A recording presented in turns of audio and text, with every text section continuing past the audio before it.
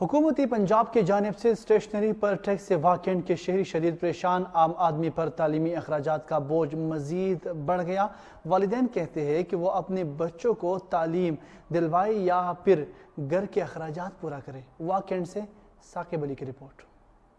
مہنگائی سے پسی عوام پر پنجاب حکومت نے ایک اور بوجھ ڈال دیا۔ اسٹیشنری آئٹم پر بھی 14% سیل ٹیکس۔ کاپیاں، کتابیں، قلم، پینسل اور دیگر اشیاء بھی مہنگی ہو گئی ہیں۔ ایک پینسل کی قیمت 25 روپے ہو گئی ہے۔ والدین کہتے ہیں کہ مالی بوجھ میں مسلسل اضافہ ہونے لگا ہے۔ لگتا ہے اب بچوں کو اسکول بھیجنا بند کرنا پڑے گا۔ مہنگائی کے اس دور میں جہاں گھر کے اخراجات مینیج کرنا بڑا مشکل ہے، وہاں یہ کاپیوں، کتابوں، اسٹیشنری کے اوپر جو 14% حکومت نے ٹیکس لگایا، یہ بالکل ناقابل قبول ہے۔ یہ ٹیکس کم ہونا چاہیے تاکہ ہم بچوں کی تعلیم جو ہے وہ آسان ہو۔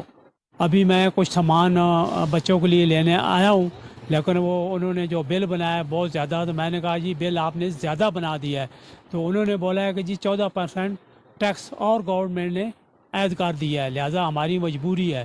تو اس لیے لہٰذا آپ سے، گورنمنٹ سے یہ ہمارا مطالبہ ہے، یہ جو ٹیکس اب 14% لگایا ہے اس کو واپس لیا جائے۔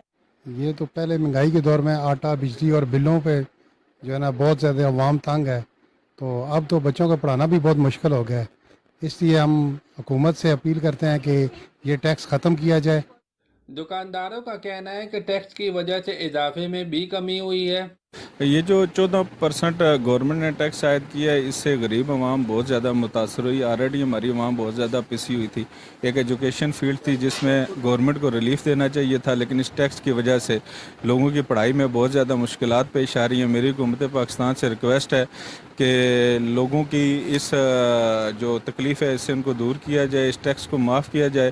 شہریوں کا کہنا ہے کہ مہنگائی نے ان کی زندگی مشکل بنا دی ہے۔ حکومت عام آدمی کے ریلیف کے لیے اقدامات کرے۔